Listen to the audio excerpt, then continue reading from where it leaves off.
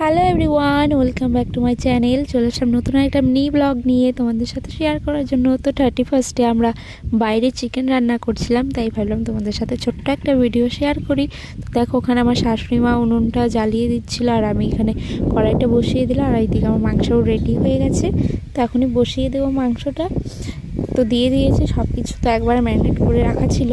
তো মাংসটা দিয়ে দিলাম। আর এদিকে তখন এটা বিড়াল।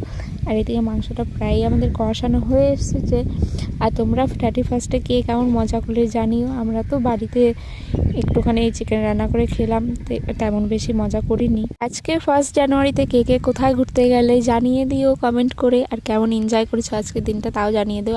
আমি আজকে কোথাও ঘুরতে যাইনি গাইস, আমার কপালটা খুবই ভালো তার জন্য। তো দেখো, এখানে আমার চিকেনটা কষানো হয়ে গেছে। এখন কিন্তু আমি জল দিয়ে দেবো।